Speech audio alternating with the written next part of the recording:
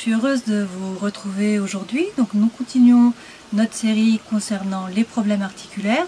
Après avoir vu l'arthrite et l'arthrose, nous allons maintenant voir les arthropathies métaboliques, c'est-à-dire la goutte. Alors, qu'est-ce que la goutte? C'est une forme d'arthrite inflammatoire qui est très douloureuse. C'est une maladie chronique qui est de plus en plus fréquente. Elle touche souvent le gros orteil, mais peut aussi toucher le pouce, le genou, la cheville.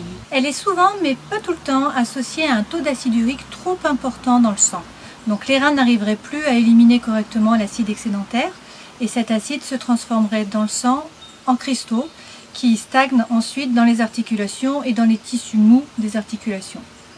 Ce sont ces cristaux, une fois de plus, qui vont entraîner une réaction inflammatoire. Alors, quels sont les facteurs environnementaux? Il y a tout d'abord le surpoids, l'embonpoint, l'obésité, le fait qu'il y ait trop de calories. Ensuite, une alimentation qui est trop riche en protéines animales, mais également une alimentation qui est trop riche en sucre. La consommation importante de bière, même sans alcool, et d'alcool fort. Mais aussi les sodas, les jus de fruits, et puis certains médicaments qui n'arrangent rien. Alors, on nous a toujours dit que la goutte venait du fait qu'on mange trop de viande, ou qu'on boive trop d'alcool, mais pas que, il faut aussi faire attention au sucre. Alors, qu'est-ce que la crise de goutte? Donc, comme on vient de le voir, cette crise est due aux cristaux qui sont bloqués dans les articulations et dans les tissus mous des articulations. L'alimentation est le facteur clé. Lors de la digestion, les purines qui proviennent à la fois des viandes rouges, des fruits de mer, des boissons alcoolisées, mais telles que donc le whisky, la bière, le rhum et le gin, sont transformés au dernier stade de la dégradation en acide urique qui est en fait éliminé par les urines via les reins. Mais le métabolisme du fructose produit également de l'acide urique. Donc il faut faire attention aux produits industriels, aux boissons gazeuses, aux sodas, aux jus de fruits, etc. Lorsque les reins ne s'en sortent plus parce qu'il y a trop de déchets, le taux d'acide augmente dans le sang et la stagnation entraîne la formation de cristaux. Et ces cristaux vont se loger dans les articulations et dans les tissus mous autour des articulations.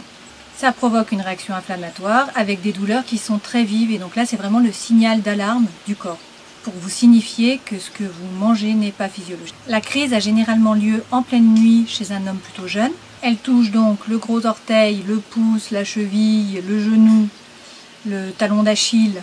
L'articulation est inflammée, donc elle est rouge, elle est chaude, elle est volumineuse, elle est très douloureuse et la personne ne peut plus s'en servir et ne peut plus dormir. En plus, il peut y avoir une légère augmentation de la température, des sueurs, de l'agitation, des maux de tête. Au petit matin, la crise se calme et c'est lorsqu'il y a répétition toutes les nuits qu'on appelle ça l'accès de goutte. Souvent, il n'y a pas de symptômes entre les crises, elles sont espacées au début et puis de plus en plus rapprochées jusqu'à ce que l'articulation soit atteinte et qu'il y ait vraiment apparition de tophies. Alors, qu'est-ce que les tophies? On dit un tophus et des tophies. Ce sont des dépôts blanchâtres d'urate de soude, des sortes de nodules qui peuvent être durs ou mous, qui sont sous-cutanés et qui vont se situer sur les articulations, sur les os, sur les tendons, à l'hélix de l'oreille, à la face postérieure des coudes également. Quelles sont les évolutions possibles? Sur plusieurs années, cela va toucher d'autres articulations jusqu'à ce qu'il y ait vraiment une atteinte des cartilages. Il peut y avoir apparition donc de tophies au niveau de la peau. Et au niveau des reins, il peut y avoir apparition de lithiase ou de calcul d'acide urique qui peuvent vraiment entraîner une insuffisance rénale. Donc, il faut agir. Alors, que peut-on faire? Le docteur Seignalé considère la goutte également comme une maladie d'encrassage. La digestion est incomplète et donc les molécules qui sont assez petites vont passer à travers les jonctions serrées de l'intestin grêle, vont rentrer dans le sang et vont partir dans les tissus. Une fois dans les tissus, elles vont être considérées comme des polluants cellulaires en fait, et elles vont empêcher le bon fonctionnement de l'organisme. Alors pour y remédier, il faut faire un changement, il faut changer son hygiène de vie, donc à la fois par rapport à l'alimentation, bien sûr, puisque c'est vraiment le facteur numéro 1 de l'apparition de ces cristaux, donc il va falloir passer à une alimentation hypotoxique. L'objectif va être d'amener les bons micronutriments, les bonnes vitamines au corps, d'arrêter de le surcharger, avec des produits qui ne sont pas physiologiques et qui ne lui conviennent pas, et puis aider les émonctoires à éliminer ces fameux déchets. Donc pour ce faire, il y a plusieurs leviers naturels, on revient toujours à la même chose.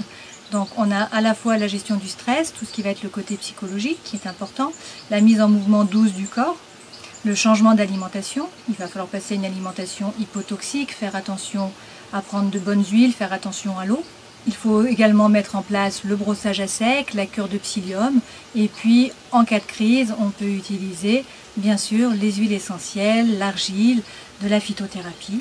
Donc nous verrons tout cela dans la prochaine vidéo. À la prochaine fois, ciao!